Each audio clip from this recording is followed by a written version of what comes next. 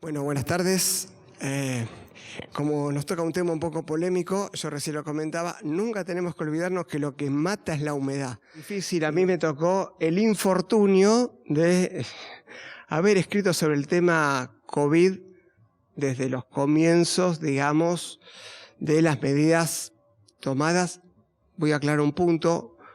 Cuando yo hablo, no hablo de la Argentina, ¿sí? Estoy hablando de toda una cultura moderna, ¿sí? Que tomó al unísono, copiando unos a otros, toda una serie de medidas que nos llevaron a vivir en un estado de excepción, ¿sí? Un estado de excepción legal, ¿no? Un dato interesante, y esto justamente es lo que trae Agamben, dice, es interesante porque casi en ningún país se emitió una ley o se discutió una ley. En todos los lugares fue por decreto, ¿sí? Lo cual no es un tema menor. Es un primer desconocimiento del lugar de los parlamentos. Entonces, más allá de si la medida es correcta, incorrecta, etcétera, etcétera, etcétera, es interesante ver qué lenguaje comenzó a regirnos, si el lenguaje es coyuntural o no es coyuntural o va a permanecer.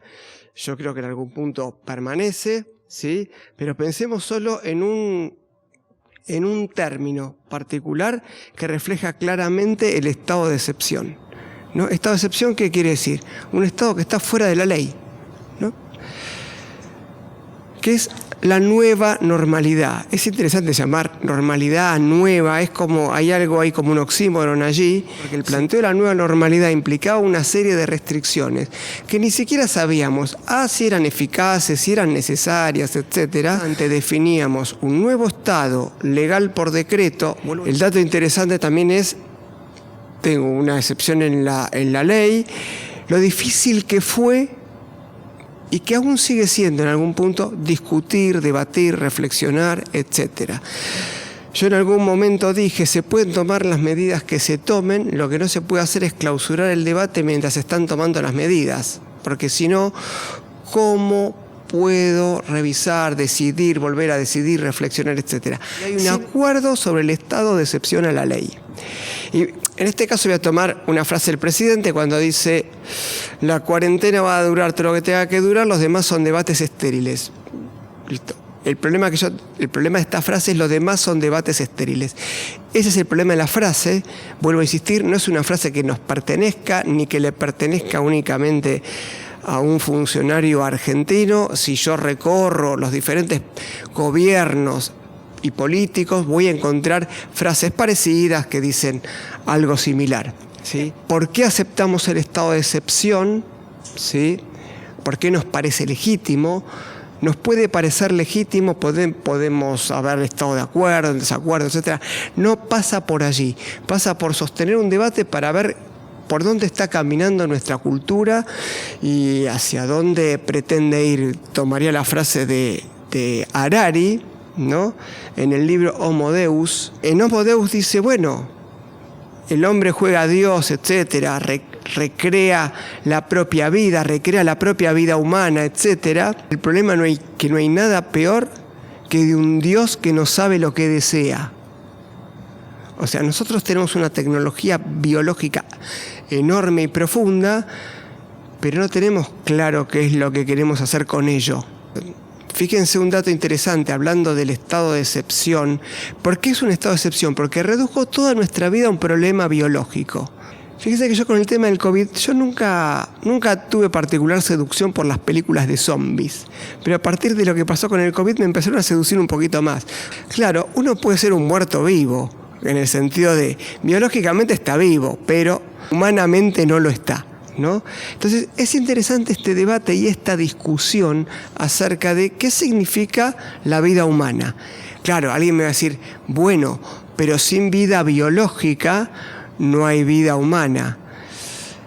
Voy a dar un contraejemplo de esto que parece que no hay contraejemplo posible, porque ninguno de nosotros vive solo. Y cuando digo vive solo no es amigos, familiares, etcétera. Digo, vive también pensando, esto es importante, en que deja un mundo, ¿no? Sería muy terrible que yo viva solo en función de mi propia generación.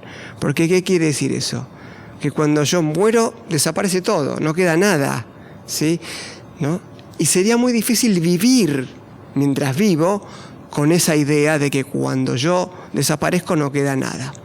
Voy a dar un ejemplo que me interesa porque esto tiene que ver también con otro curso que vamos a dar. Yo recién comentaba, vamos a hacer 2 cursitos que no están vinculados.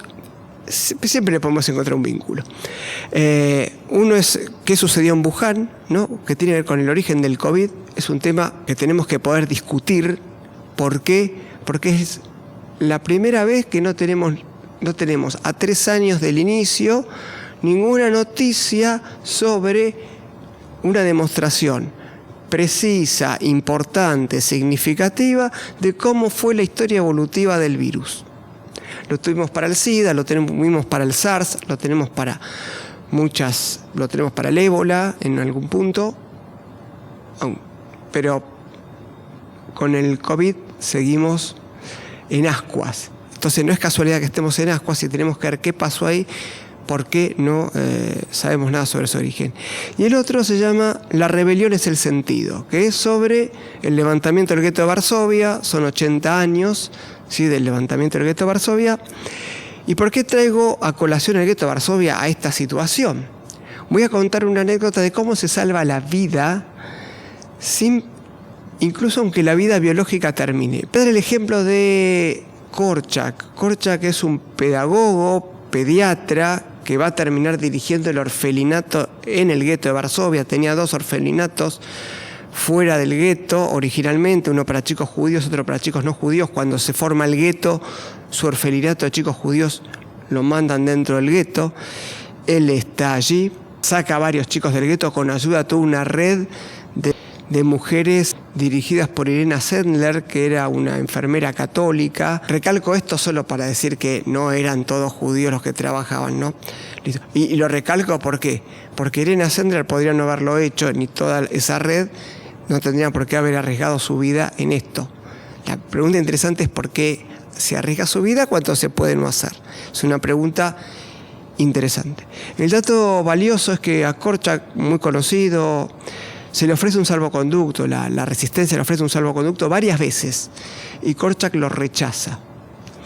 Lo rechaza ¿por qué? Porque cuando viene la liquidación del gueto acompaña a sus niños a la cámara de gas. Yo hice un relato sobre ello y dije, y así les salva la vida. Claro, la pregunta es ¿cómo les salva la vida si van todos a la cámara de gas? Porque la vida se salva el tiempo que se viva, 10 minutos, 10 años, 80 años, etc. No sé si se entiende la metáfora. No los deja solos, no los deja en esos, no importa, 1 día, 2 días de angustia en un tren solos. Van, acompaña a sus niños, en quien sus niños han depositado una idea de cuidado y protección. Salva la vida mientras viven, ¿no? Que me parece que es un dato absolutamente relevante. Y es interesante porque yo voy a tomar también otra frase, hablando del estado de excepción, cuando se dice la economía o la vida. Frase, quiero aclarar algo, se dijo acá y se dijo en muchos lugares del mundo, ¿eh? De hecho, cuando se enunció acá, ya estaba copiada de otros lugares. Es una falsa elección. No es una elección la economía o la vida. Porque la economía no es el sueldo que cobro o lo que compro o lo que financio. La economía es el teatro y la obra de la vida. Es los proyectos que tengo, las relaciones laborales, ¿sí?, los vínculos que tengo. Todo eso en realidad es la economía. Nosotros lo hemos confundido bastante, digo, culturalmente, y entonces permitimos estas elecciones dicotómicas y entonces permitimos rápidamente que la ley desaparezca. Hay una gran película, no puedo recordar el título, hago un esfuerzo y no lo recuerdo. Y yo tengo bastante memoria, pero lo recuerdo. Una película que yo vi en televisión con Glenn Close. El problema es el siguiente. En China atrapan a un estudiante americano y lo interrogan sobre temas de espionaje, ¿no? Por supuesto, con violencia de por medio. En Estados Unidos toman a un estudiante chino y lo interrogan por lo mismo.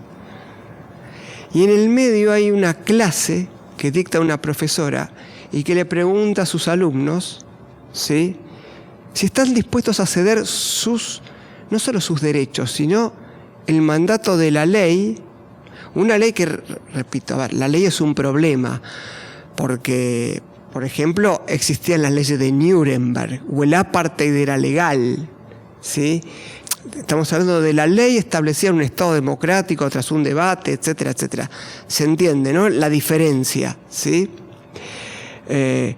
Y la profesora pregunta si están dispuestos a anular la ley por un día con tal de ser eficaces en el combate contra el terrorismo.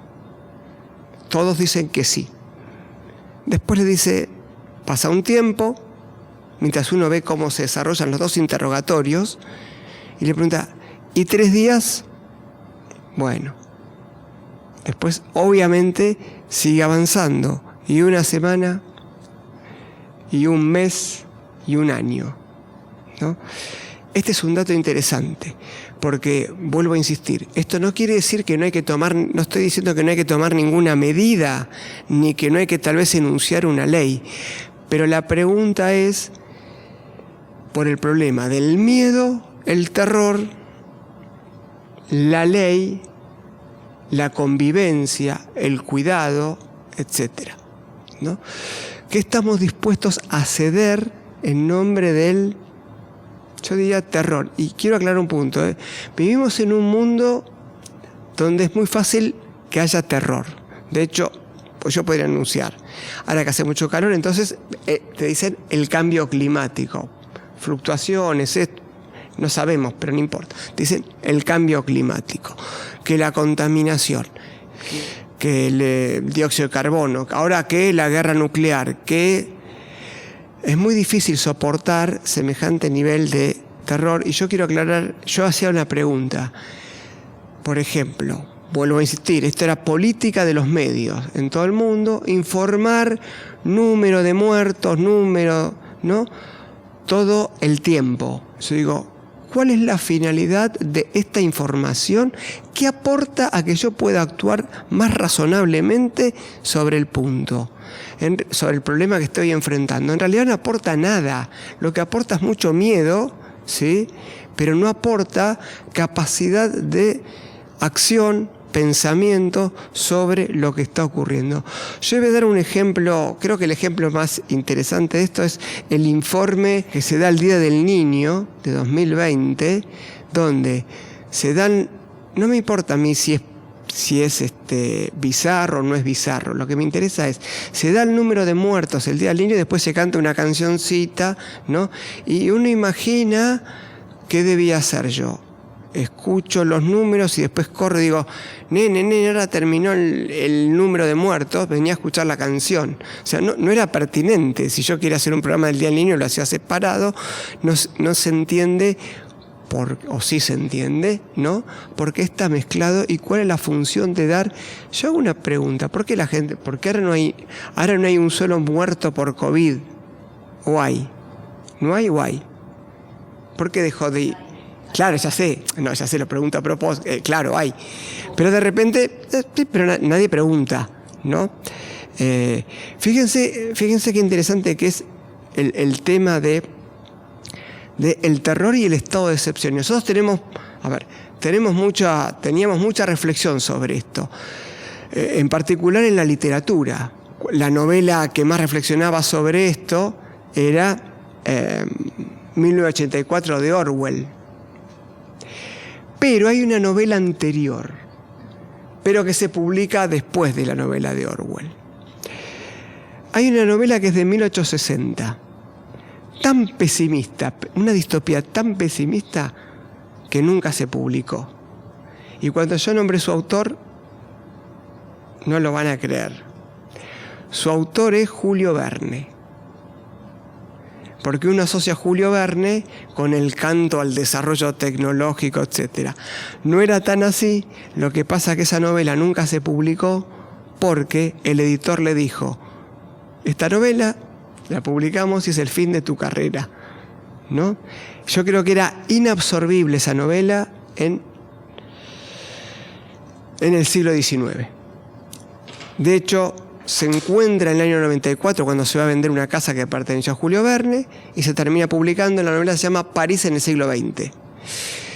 ¿Y qué tiene de particular la novela? En la novela, las artes son actividades menores, ¿sí? Lo que importa es el desarrollo ingenieril, los datos y los números. En algún lugar Verne vio claramente la tiranía de los números, porque en algún lugar los números no nos permitían pensar. Y voy a dar un ejemplo también de que sí existe la posibilidad de mantener la ley tomando medidas. Suecia es uno de los países que fue más duro con los programas eugenésicos de la primera mitad del siglo XX. ¿Qué son los programas eugenésicos?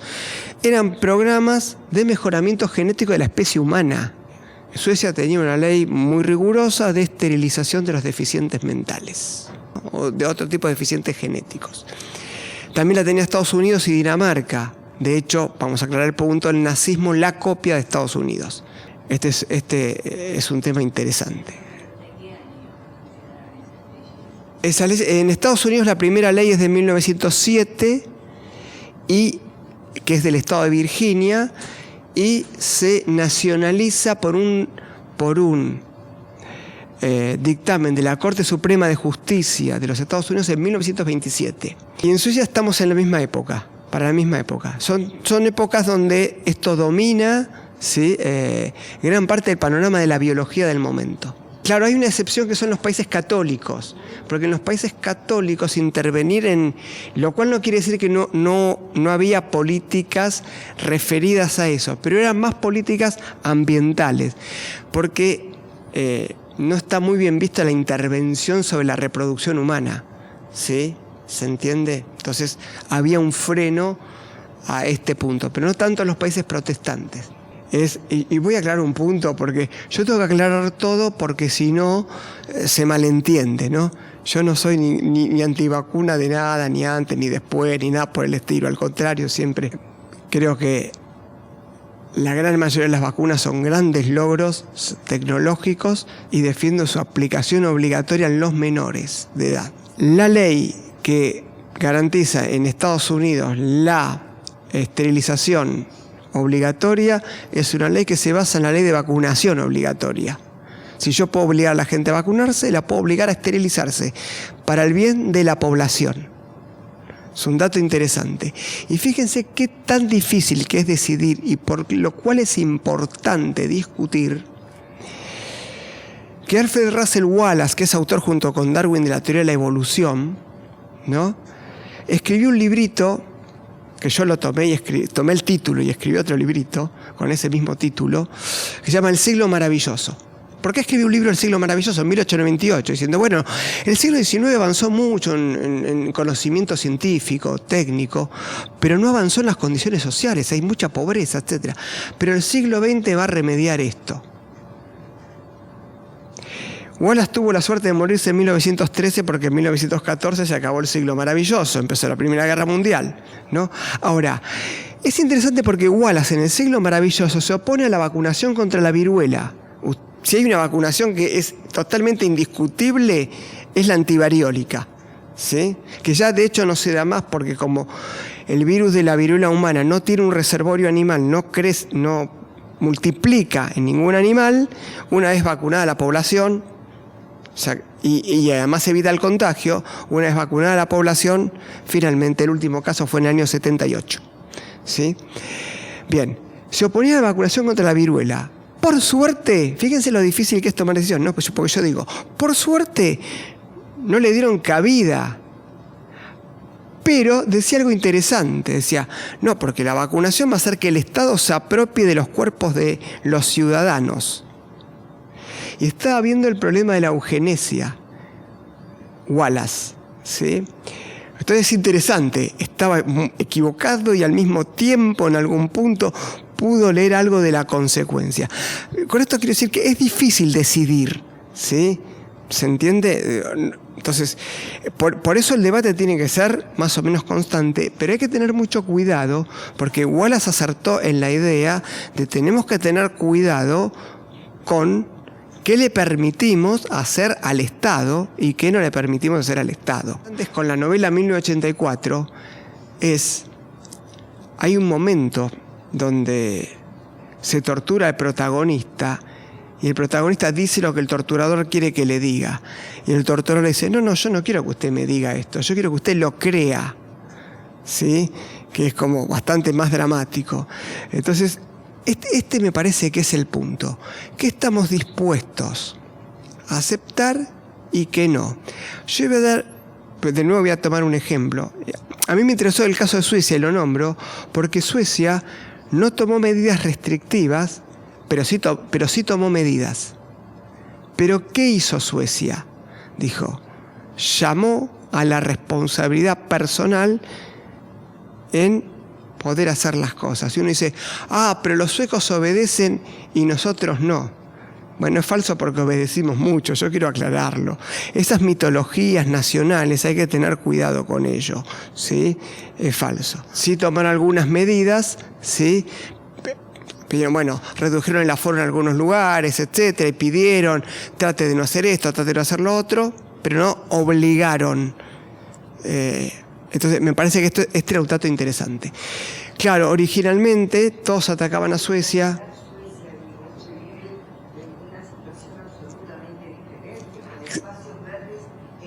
Bueno, pero justamente, a ver, espera. Pero ahí estamos, espera, justamente. Bueno, con más razón, viviendo hacinados, los confinamientos eran peores. Este es el dato interesante. ¿Cuál fue el país lejos con los peores índices y el que hizo el confinamiento más duro de todos? ¿Alguien sabe? Perú. Miren los datos, pero Perú tiene el 80%, 70% de su economía informal. Tiene problemas de distribución de agua tremendo, ¿no? Entonces vos decís, de repente yo confino y todo pasa a ser peor. El otro país donde fue dramático, pero duró poco, porque no pudieron sostener, fue en la India, ¿no? Entonces, porque fíjense ¿cuál fue el país donde más duró el confinamiento? China.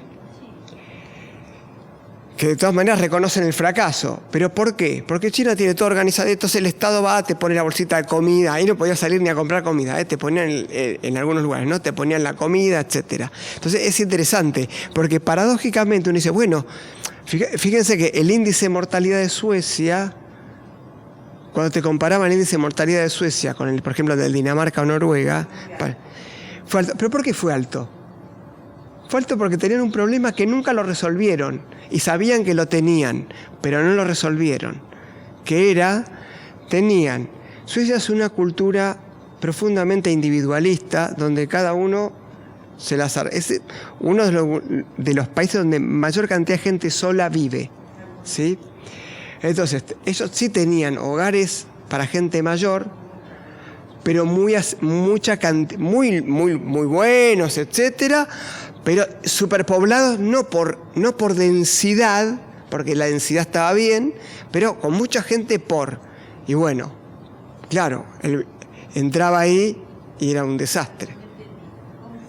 Claro, tenían hogares de ancianos, no con los ancianos hacinados, ¿sí? No, la densidad, o sea, la cantidad de personas por metro cuadrado estaba bien, pero eran muy grandes con mucha gente.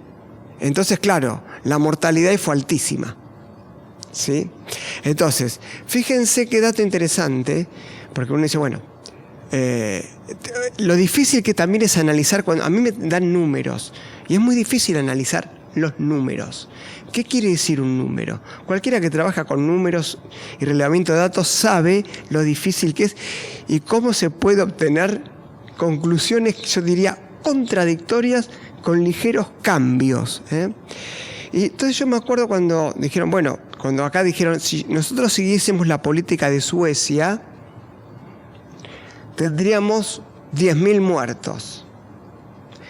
Suecia contestó, dice, por la población que van a tener, no van a tener más, van a tener por lo menos 15.000.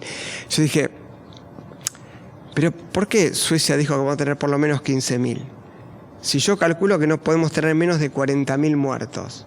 ¿Cómo calculo? Teníamos 32.000 por año de gripe. No va a estar por debajo de la gripe. No sé si se entiende ¿no? Entonces yo dije, y esto no va a tener nada que ver con si cuidé, no cuidé, etcétera. Fíjense, este es el otro dato interesante. En una sociedad tecnológicamente tan desarrollada, donde se nos promete el control de todo, incluso tenemos corrientes del transhumanismo que nos prometen la inmortalidad, ¿no? Que no es un tema menor, porque voy a aclarar un punto. O sea, a mí me prometen que en el futuro vamos a esto, en el futuro vamos a lo otro. ¿Cuál es el problema de ello? El problema de ello es que yo empiezo a aceptar cosas inaceptables para llegar más rápido a ese futuro. No sea cosa que yo quede afuera porque me voy quedando afuera. ¿Se entiende? O sea, ese futuro lo va a gozar otro, ¿sí? Pero fíjese que hay muchas promesas de carácter biológico. Yo cuando pregunto ¿quién es un ser humano? Miren, podemos objetar todas las definiciones. ¿Y saben cuál es la única definición que tenemos, incluso legal, de ser humano? El que nació de un ser humano. Es la única que tenemos. Ahora, la reproducción es cada vez más artificial. Cuando la reproducción sea totalmente externa a la corporeidad humana, o sea, la mujer, ya está. ¿Quién va a ser humano? ¿No? Porque yo además puedo editar genes, puedo hacer muchas cosas, puedo seleccionar embriones, editar la genética, etc. ¿Quién va a ser humano? Vamos a tener diferentes clases de humanos. Yo no sé.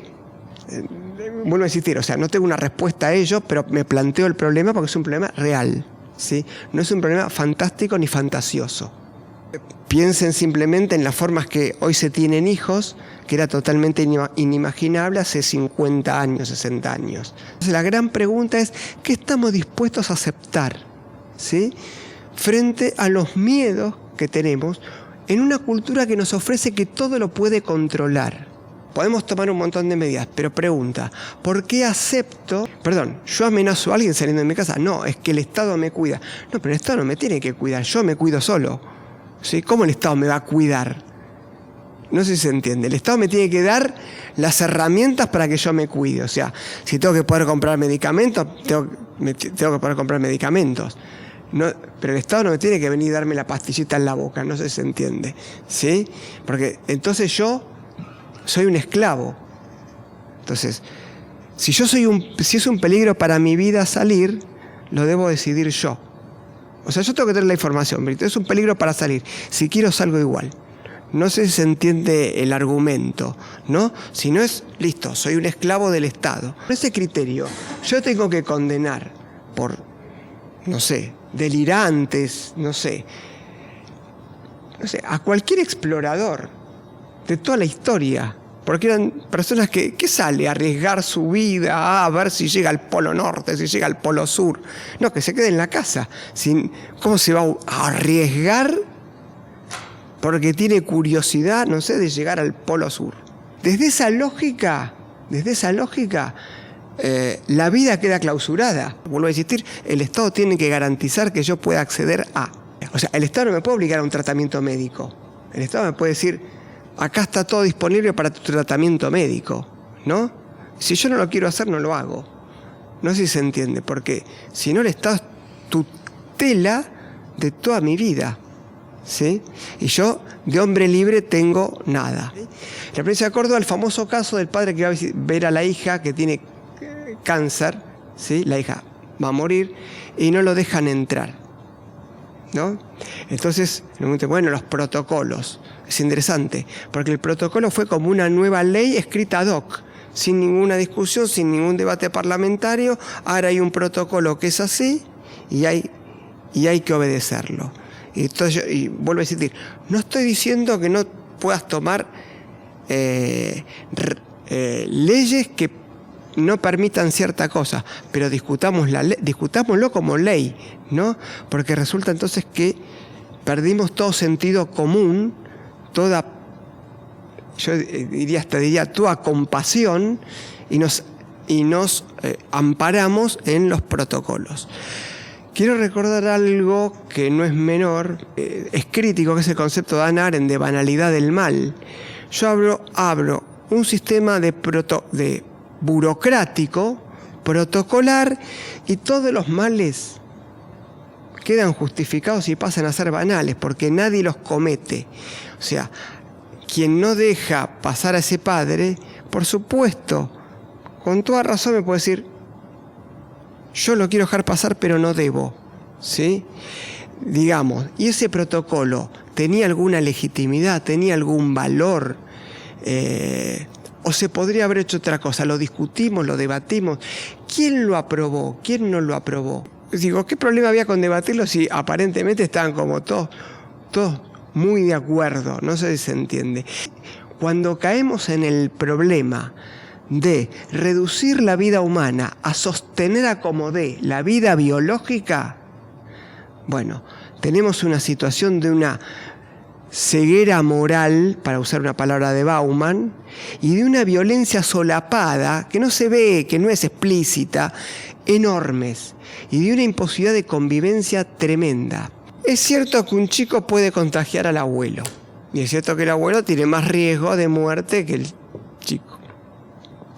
Ahora, haberle dicho a un chico que puede matar a los abuelos, discúlpeme, bueno, creo que es un acto criminal. Se entiende, ¿no? Porque esto además pasa siempre. El chico también le puede contagiar alguna forma de neumonía o lo que sea. Puede pasar. Eso es parte de es parte de la vida que tenemos. Vieron que Agamben asumió una postura muy crítica. De hecho es interesante porque generalmente le pedían artículos y después no se los publicaban, ¿no? Es interesante cuando los medios de comunicación piden artículos y como no decir lo que el medio de comunicación quiere que digas, no te lo publican. Quiero aclarar que me pasó, pero no importa. Le pasó a muchos. Él toma una frase de Michel de Montaigne, lo tiene a Michel de Montaigne. Michel de Montaigne, siglo XVI, es el creador del género literario conocido como ensayo. Y le preguntan a Agamben, ¿no tiene miedo de morir? ¿Qué sé yo? Dice, esperemos la muerte con las botas puestas, ¿sí? No sabemos cuándo puede venir o cuándo no puede llegar, pero no podemos ser esclavos de ella, porque entonces no tenemos vida posible. Y la otra frase es interesante, es de Marco Aurelio, del libro Meditaciones. Si viene Dios y te dice,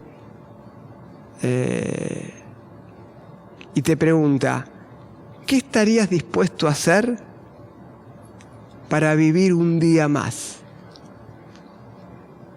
Que no te vuelva una persona vil, ¿sí? Y pregunta Marco Aurelio, ¿y qué diferencia hay entre vivir o no un día más? Porque igual siempre habrá un día menos, podemos decir, ¿no? En algún momento. Son reflexiones interesantes porque se transformó no la vida humana. Miren, nosotros tenemos tenemos una sola palabra para vida, decimos vida, hasta el punto que, imagínense, siempre se confunde. Cuando fue la discusión por la despenalización del aborto, no importa la posición de cada uno, se decía, la vida, hay que defender la vida. No, espera, porque estamos hablando de vida humana, no de vida, porque, ¿no? Que hay que poder diferenciarlo, ¿sí? Bien, este es un punto. Pero nosotros tenemos una vida animal, que en griego es zoé, y tenemos una vida biográfica, una vida que tiene una narrativa. Bios, de ahí viene biografía, ¿sí? De bios. O sea, los griegos tenían esta separación y es una separación que vale la pena tener en cuenta, ¿sí? Porque la pregunta es si puedo matar el bios para salvar el zoé. O sea, si puedo matar la vida que puedo contar y narrar, que es la vida que puedo sentir, para salvar la vida biológica. Por supuesto, todo esto viene de cosas muy complicadas. Para decirlo más claramente, trasplante de órganos, y no me estoy oponiendo a trasplante de órganos, digo, todo esto generó problemas. O sea, todos nuestros logros, todos traen algún problema que no habíamos pensado. Después tenemos que ver cómo convivimos con ese problema, ¿se entiende, no? Entonces, cuando se empezó a sostener la vida, por ejemplo, para poder recuperar un órgano, se sostengo la vida vegetativa para poder tomar un órgano, bueno, empiezan las dificultades. Las dificultades es decir que están bien, hay que poder, no quiere decir que no hay que donar órganos, quiere decir que hay que enfrentar o convivir con esa dificultad, ¿sí? Empieza a estar la dificultad de cuándo muere una persona, o más difícil, cuándo está viva una persona, ¿no? ¿Qué significa estar vivo como ser humano? Esta es una pregunta que no es menor. El problema es cuando el Estado dictamina qué significa vivir como persona y cuando clausura todo debate. Entonces nosotros tuvimos, lamentablemente digo, toda la cultura occidental, China, etcétera, todos tuvieron clausurado el debate. No se podía debatir qué significaba cada cosa, ¿no? Vuelvo a insistir, yo puedo tomar medidas y las medidas pueden ser dolorosas, etcétera, etcétera. Pero de nuevo, la pregunta está en qué significa estar vivo. Y acá voy un poco para atrás con el tema de estado de excepción, que es el tema de, yo hablé en algún momento de los zombies. Hay una película que les recomiendo, que es de un gran director de cine alemán, una película creo que es del 1932, justo poquito antes de que Fritz Lang se vaya de Alemania. La película se llama El testamento del doctor Mabuse. El doctor Mabuse es un psiquiatra delirante, genial, pero que está preso. Y sin embargo, estando preso, logra planificar un montón de crímenes. ¿Cómo lo hace? Hay dos cuestiones ahí. Una es hipnotiza a sus guardias.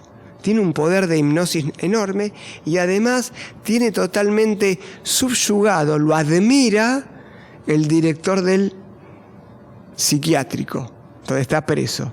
Con lo cual sale a cometer los crímenes, vuelve y sigue preso. Listo, y no hay problema, nadie se enteró. Es muy interesante porque en realidad es una metáfora sobre el nazismo que está viniendo, ¿sí? Pero es una metáfora sobre el problema de la seducción. O sea, que alguien me cuide es muy seductor. Vuelvo a insistir, ¿no? Y sentirme protegido puede ser como muy seductor. La pregunta es si realmente se me puede cuidar o yo puedo ser cuidado si renuncio a toda mi autonomía como ser pensante. Esta es la gran cuestión. Y esta es la cuestión que se puso en juego, y no se puso en juego solo por el COVID, porque si nos vamos a remitir al tema COVID, creo que estamos perdiendo la mirada sobre el problema, porque este problema está en la inteligencia artificial, está en los mundos virtuales con los que empezamos a vivir, ¿sí? No sé si se entiende esto, ¿no? Entonces, ¿voy a tal lugar o solo lo hago virtualmente? Y no sé si alguna vez alguno usó un casco de realidad virtual. Esos son bastante impresionantes. Yo en un momento me dan uno y visito el Museo de Ana Frank, al cual yo lo conocía personalmente. Entonces, bueno, me pongo a recorrerlo. Es más interesante porque puedo tocar las cosas que en el museo real no puedo. Pero hay un problema. En un momento, el casco me lo prestó mi hijo me seguía por el celular, por donde yo iba, ¿no? Entonces en un momento me ataja, porque se dio cuenta que yo me iba a apoyar en un escritorio, en una mesa, pero que no está, porque es realidad virtual. O sea, la veo yo, la percibo, la siento, veo que está ahí, que yo me apoyo y me caigo, ¿sí? Y después en otro momento había varias personas en mi casa, que yo, estaban con los cascos. Y era interesante porque parecía un manicomio realmente. O sea, yo veía lugares por donde no podía pasar. Amén, que no sé si pasaba, seguramente ligaba un golpe, porque estaban peleando contra el aire, ¿no? Obviamente, visto desde afuera. Ahora, es muy interesante porque yo digo, eso es un casco solamente. Todo esto se puede amplificar. Y con el tiempo me podré poner microprocesadores en el cuerpo, ¿sí? Y la pregunta vuelve a ser la misma. ¿Cómo voy a definir lo humano? ¿Quién va a ser humano? ¿Y qué es lo que realmente queremos? Fíjense que otra cosa que pasó interesante.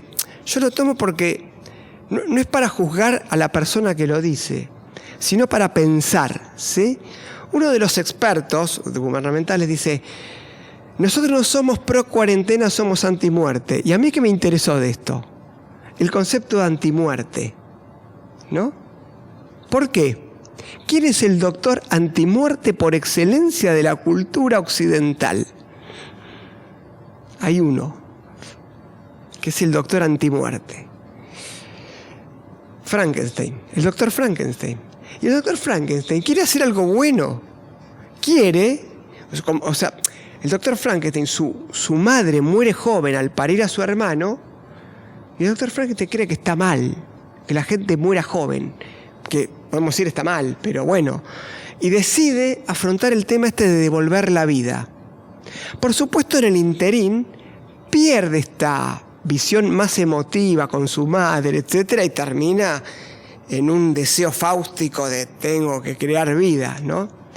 Y efectivamente crea una criatura que es muy inteligente y muy sensible, pero es horrible, ¿no? Y como es horrible, es rechazado por los demás. Y como es rechazado y está solo, y el doctor no le hace una compañera, se empieza a vengar. Y empieza a matar a la familia del doctor Frankenstein. O sea, la criatura no tiene nombre. Ahora, el dato interesante es, este es el doctor antimuerte por excelencia. Dice en un momento antes, ¿no? Muchas criaturas felices me deberán su existencia. ¿Sí? Yo acá hago otra pregunta. Bueno, le salió mal la primera. ¿Y por qué no seguir probando? ¿No? Primera pregunta. Segunda, si a Frankenstein le salía bien, le salía linda, porque inteligente y sensible era. Frankenstein iba a ser el gran héroe de nuestra cultura. ¿Se entiende el planteo, no? Porque vamos a decir, venció la muerte. Y además, sus criaturas son deseables, son inteligentes, hermosas, etc. Es el gran héroe de la cultura. Y acá va la pregunta. ¿Cómo hace una cultura como la nuestra para vivir y decidir? Lamento traerles muchos problemas además del calor, pero no hay alternativa. Para decidir cuando la línea que separa a este héroe de este villano es tan fina que no se ve. O sea, ¿cómo hago para decidir quién es el doctor Frankenstein? Porque decía que es un villano solo porque le salió mal. Y si le salía bien es un héroe. O no. ¿Cómo es? No se entiende. Me parece que este es un problema importante y significativo. Porque yo no puedo juzgar, digamos, las políticas que se toman en función de si salieron bien o mal solamente. Tengo que ver también muchos otros significados. Y vuelvo a insistir, el primer artículo que yo saqué se llamaba Buenas Intenciones. Porque yo, a priori digo, todos tienen buenas intenciones, ¿sí? La pregunta es, hay una frase de Diderot, el que hizo la enciclopedia siglo XVIII, la enciclopedia, ¿sí? Que decía, es una frase cruel, lo voy a aclarar, no se la recomiendo a nadie, pero decía, no solo hay que intentarlo hacerlo bien, hay que hacerlo bien. ¿Sí? Digo, es cruel porque uno le puede no salir, puede tener un montón de problemas, etc. Pero no deja de ser interesante, en realidad, como exigencia, ¿no? En este sentido. Yo digo, insisto, es muy cruel la frase, tremendo. ¿Sí? No se la recomiendo a nadie. Quien va a vivir bajo ese régimen va a tener una angustia y una frustración tremenda. Así que... Pero me parece que el dato interesante es este, ¿no? El tema de yo puedo tener la mejor intención. Y voy a aclarar un punto acá. Porque para nosotros el nazismo es el mal. Yo voy a aclarar que es al revés. El nazismo es el bien. Porque bajo esa premisa trabaja. Nosotros queremos el bien de la humanidad. Pero para eso tenemos que eliminar a todos estos degenerados. ¿Está bien? Lo digo, el problema es que es en nombre del bien, no es en nombre del mal, ¿sí? Entonces, el problema es cuántos males estoy dispuesto a aceptar, ¿no? En nombre del bien. Este es el gran desafío, porque este fue el gran desafío. Y vuelvo a decir, no importa COVID, yo elegí COVID porque es lo que estamos viendo, porque lo que vivimos hace poquito, y está tan fresco en nuestra memoria que lo podemos tomar, ¿sí? Entonces la pregunta es, no importa si la medida es acertada, etc. La pregunta es, ¿qué estamos dispuestos, ¿no? a aceptar sobre el sentido de la vida humana en nombre del bien? Voy a tomar una frase de Vasily Grossman, ¿no? Vasily Grossman es un escritor soviético, es el primero que es el que describe la liberación de Auschwitz, ¿sí? Era periodista de La Estrella Roja, y va a publicar un libro genial que se llama Vida y Destino Recomendable. Bueno, igual es una novela tipo rusa, ¿sí? Pero las novelas rusas se miden por peso, no es un chiste, mal chiste, pero si es alguien de letras me mata.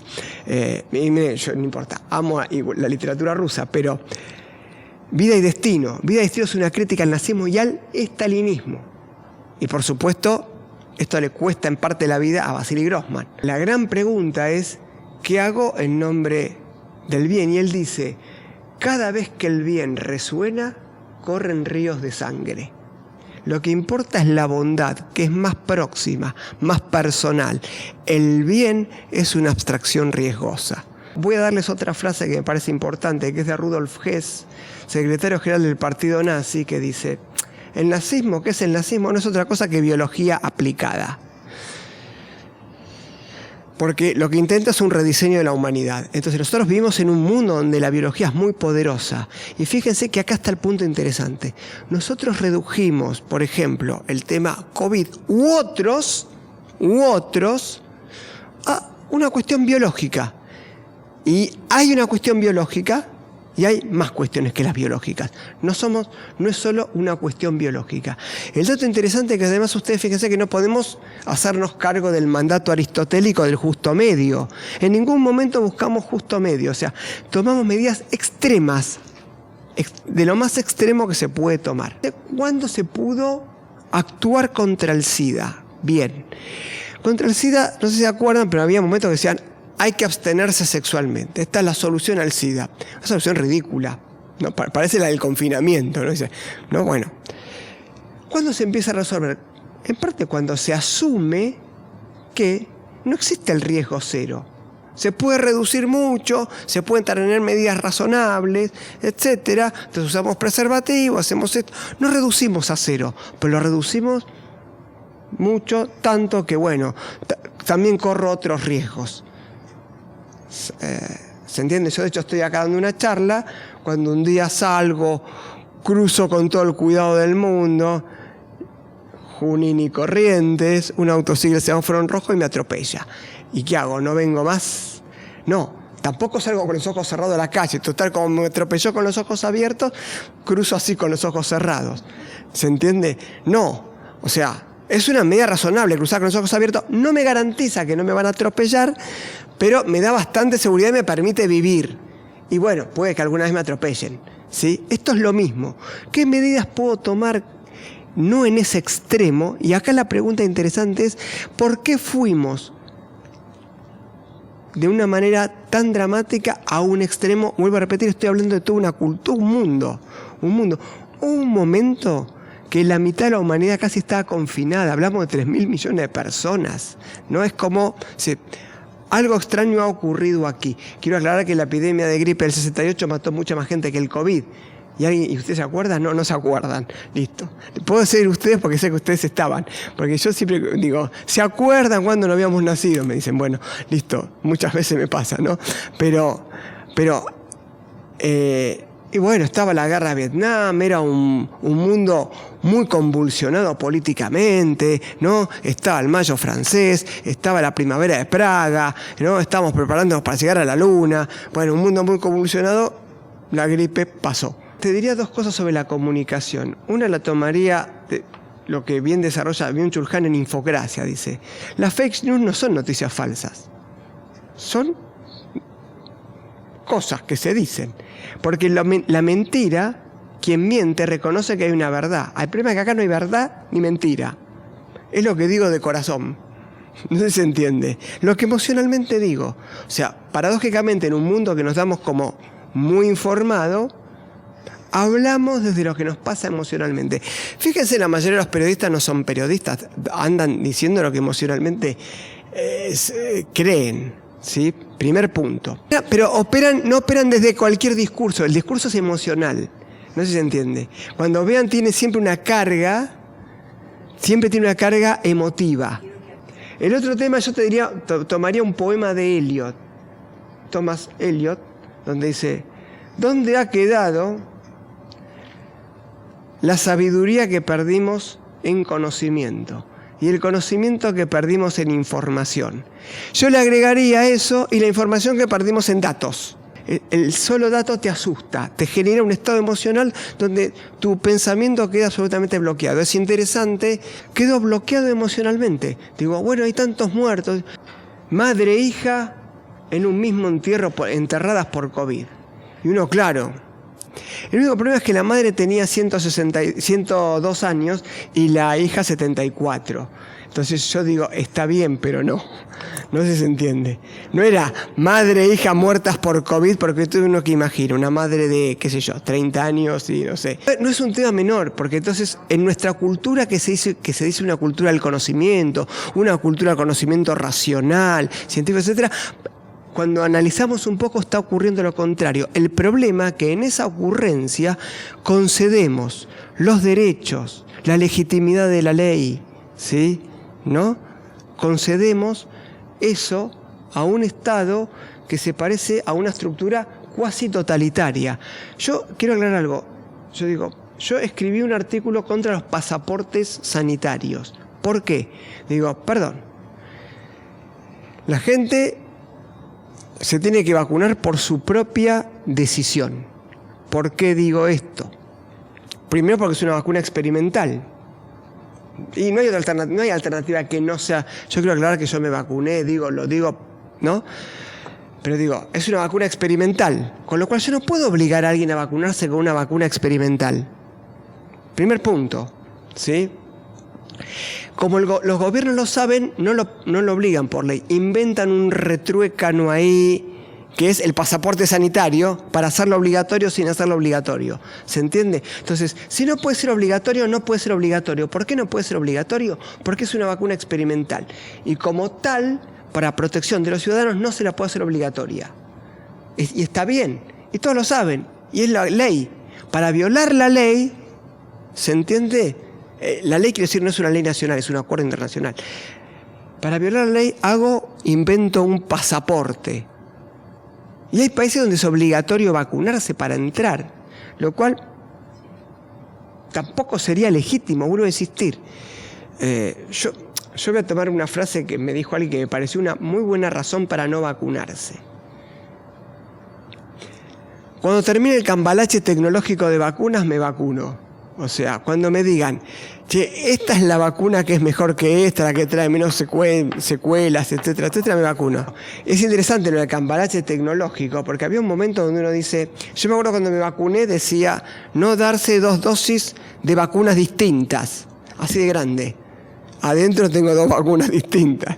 No importa, no es una crítica a esto. Lo que estoy diciendo es que había una razón por la cual la vacunación tenía que ser voluntaria.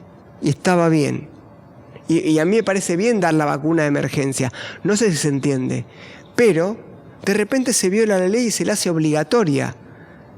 Y a casi nadie se le mueve demasiado, como decir, la reflexión. Pero, ¿por qué el Estado me está imponiendo esto? ¿No?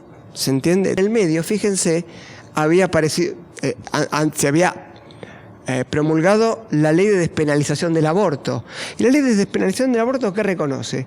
Que el Estado no puede intervenir sobre el cuerpo del otro definiendo que esa vida es humana porque no tiene ningún criterio para hacerlo. Cosa que siempre fue. Lo que pasa es que por motivos religiosos esto estaba frenado. No sé, o sea, la idea de esto es, tenemos que fijarnos qué estamos dispuestos a perder en función de los miedos que tenemos, y los miedos biológicos van a ser muchos y cada vez más. Si ustedes se fijan, después del COVID, ¿qué pasó? Apareció la famosa hepatitis en los chicos, por un adenovirus. No prendió, no pasó nada. Después de eso vino la viruela del mono. No pasó nada. ¿Yo voy a vivir, como me pide Bill Gates, con el miedo a la futura pandemia? Y con este criterio él propone crear como una policía internacional que determine, ¿no?, qué políticas sanitarias hay que seguir. Tiene algo de totalitario este pensamiento, ¿no? Con esto no quiero decir que no hay que tomar ninguna medida ni estar pensando. No estoy diciendo que no. Pero fíjense que hay un proyecto que se llama Proyecto Viroma, que es ir a buscar los virus que podrían eventualmente producir alguna enfermedad humana grave por salto. Bueno, la cantidad de virus que hay así es enorme. Ahora, ¿qué van a hacer? Van a ir a buscarlo, no sé, al medio del Amazonas, a la cueva, no sé, y lo van a traer a los institutos de virología que están en medio de las ciudades. Es muy interesante porque algo de eso pasó en Wuhan. Porque el virus que está en el laboratorio de Wuhan, más parecido al virus del COVID, que tiene un 94% de homología en su ADN, fue traído de una cueva a 1200 kilómetros de Wuhan. Alguien lo trajo al medio de una ciudad, no sé si se entiende. Pues a un instituto de virología. Yo creo que lo más probable es que el virus terminó saliendo por accidente. No es la primera vez que un virus sale por accidente. Pero se entiende el planteo. Entonces, la pregunta que nos queda es, saliendo tema COVID, etcétera, ¿estamos dispuestos a vivir bajo el amparo de una ley consensuada, democráticamente aprobada, etcétera? ¿O vamos a vivir con miedos y terrores de todas clases, ¿sí? Y con esto vamos a justificar vivir en un estado de excepción donde todos vamos a vivir obsesionados por nuestra permanencia biológica, aunque nos cueste vínculos, relaciones, proyectos, incluso el mismo sentido de la vida más básico y elemental en el sentido humano hablando? Esta es una pregunta que nos queda en un mundo, y este discurso tampoco es antitecnológico, ¿sí? Pero en un mundo donde la tecnología que estamos manejando es muy poderosa, tan poderosa que a veces parece estar por sobre las capacidades del propio Homo sapiens, digamos, ¿no? Ustedes piensen que podemos destruir el planeta muchas veces, ¿no? Simplemente, ¿no? Cada vez que pensamos en el armamento nuclear y cuando pensamos en los jueguitos de ajedrez tremendos que están ocurriendo ahora en Ucrania, ¿sí? Entonces, pensemos, la idea es cómo estamos dispuestos a vivir nosotros y cómo queremos que vivan nuestros hijos y nietos o quienes nos van a continuar, porque si no es como muy egoísta. Miren, yo no soy de firmar solicitudes, jamás, porque digo, ¿qué importa mi opinión? No importa si yo soy esto, lo otro. Ahora, sí firmé una durante el COVID, que fue, no en nuestro nombre, española, era para firmar mayores de 60, que era, no le arruinen la vida a los jóvenes en nuestro nombre, ¿sí? Porque los jóvenes tenían que estar encerrados, sin escuela. Simplemente piensen lo que fue para un chico que tenía que entrar a primer grado, que es una experiencia única, entrar en tercero, ¿no? Esa experiencia es traumática, ya está, para siempre. No es que después la rearmo, ¿sí? Y lo que tenemos que pensar es que, bueno, si había que hacerlo, la pregunta es, ¿había que hacerlo? Esta es la pregunta, ¿no? No lo discutimos siquiera, ¿sí? Equivoquémonos discutiendo, que seguro nos vamos a equivocar un poquito menos grave. ¿Se entiende, no? Siempre va a ser menos dramática la forma en que nos equivoquemos. Pero este es el punto. Vamos a vivir en una sociedad con mucho miedo. ¿Por qué? Yo acabo de dar un curso sobre exploradores, el camino de la globalización. Y hay un libro de Rüdiger Safransky, un filósofo alemán, que se llama ¿Cuánta globalización puede soportar la población? Porque, claro, con la globalización yo no controlo nada. Pasa algo en China, pasa no sé qué, yo perdí el trabajo. ¿Y qué hice para perder el trabajo? Nada. No, pero pasó algo con la empresa no sé qué en otro lugar del planeta en el cual yo no controlo nada y de repente mi vida cambió totalmente. Entonces nosotros vivimos en un mundo donde sentimos que no controlamos nada. ¿Hasta dónde ese miedo nos va a gobernar y provocar que querramos vivir en un estado más allá de la ley? De la ley, digo, insisto, consensuada democráticamente, ¿no? Y en una ley de vínculos humanos, porque... Sí, yo siempre digo la ley democráticamente consensuada porque es una ley que se discute y que se puede reformar, porque si no tendría que agarrar todos los totalitarismos que han dado vuelta, que también tienen leyes. Yo sí creo que hubo tiempo. No, porque hubo tiempo, ¿qué significa? Que si yo discuto 2 semanas algo, eso es tiempo, ese tiempo cambia el devenir de la cuestión. Los gobiernos tomaron fundamento a lo que se hizo por un informe, que es el informe del Imperial College de Londres. Y el informe del Imperial College de Londres, ¿sabes qué hizo? Comparó el COVID con la epidemia de 1918. ¿Cómo hizo para comparar el COVID, para sacar las consecuencias, con la epidemia de 1918? Donde, sí, murieron entre 50 y 100 millones de personas, ¿sí? Entonces, que ni se sabía que era un virus, no sabía nada, ¿sí? Entonces, acá hay problemas, porque yo vuelvo a insistir. Si vos te tomabas tranquilamente, a ver, acá cerraron todo en marzo, pero el COVID ya estaba desde diciembre. Y si corremos un poquito en serio el tema, ya sabíamos todos desde septiembre, ¿sí? ¿No? Que los gobiernos no hayan hecho nada. Entonces, mirá si tuvimos tiempo para discutir y no discutimos.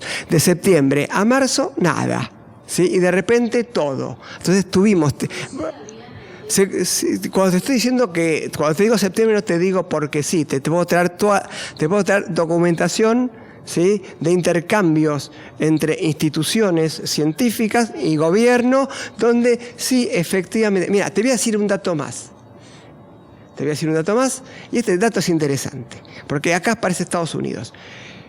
Fauci era asesor de Trump y todos lo apoyan a Fauci solo porque se oponía a Trump, ¿no? Ahora, pregunto, ¿por qué Fauci no dijo que él estaba financiando los experimentos de rediseño de coronavirus en el Instituto de Wuhan?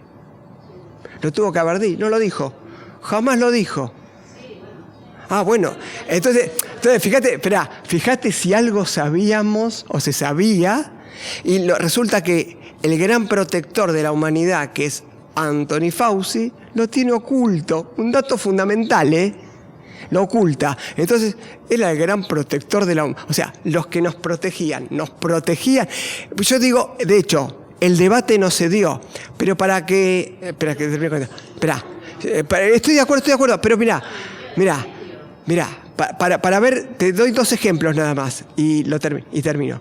Netanyahu, en esas afirmaciones que se hacen a micrófono abierto creyendo que el micrófono está cerrado, ¿no? Entonces, si 2 contagian a 4, 4 a 8, 8 a 16 es el fin de la humanidad. Estamos hablando del primer ministro de Israel. Se asustó en serio, Y yo no estoy de acuerdo políticamente en nada con él, pero digo, se asustó en serio. Ahora, con un razonamiento errado. Ahora, este razonamiento errado lo repite un biólogo argentino que, recuerden, octubre, si no cerramos todo, para Navidad van a morir 360.000 personas. Que era falso, estaba claro. Entonces, fíjate que hay muchos problemas. Por supuesto que hay una epidemia grave, importante. Yo aclaré, no dije que no hay que hacer nada, y tuvimos tiempo para que las autoridades tengan alguna discusión seria e importante. ¿Por qué lo desperdiciamos? Bueno, vuelvo a repetir, no hablo de la Argentina. ¿Por qué lo desperdiciamos? Porque todos hablan de los médicos, pero la verdad que las condiciones de trabajo de los médicos son bastante espantosas. En gran parte del mundo se deterioraron muchísimo en las últimas décadas. Entonces resulta que les cantamos lindas canciones, pero la verdad es que las condiciones de trabajo no dan. Y a tal punto que muchas veces los médicos tuvieron una situación tan difícil, que era tan la presión, que yo creo que perdían la posibilidad hasta de diagnosticar, porque digo, tengo tanta presión por decir esto, por lo otro, de eso, viste, que todavía seguimos sin discutir. Eso son todos como un estado de excepción tremendo. El médico destruido en su lugar profesional. Entonces, vuelvo a repetir, la pregunta sigue siendo, ¿no?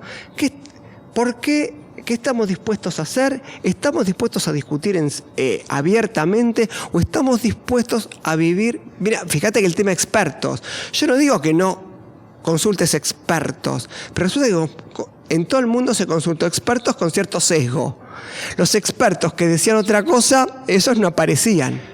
Pero estoy de acuerdo con vos. Hay un retroceso de lo que llamamos democracia, regidos por un problema de demasiado miedo, porque sentimos que no controlamos nada de nuestras vidas, ¿no?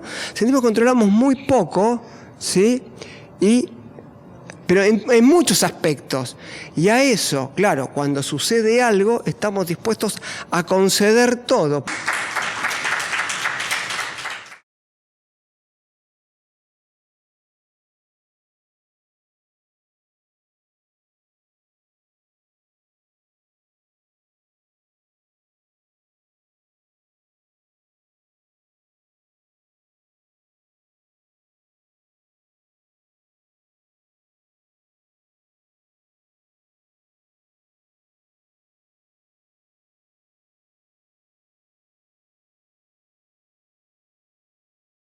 ¿Qué estamos dispuestos a ceder en nombre del, yo diría, terror? Y yo hago una pregunta, ¿por qué ahora no hay un solo muerto por COVID? ¿O hay?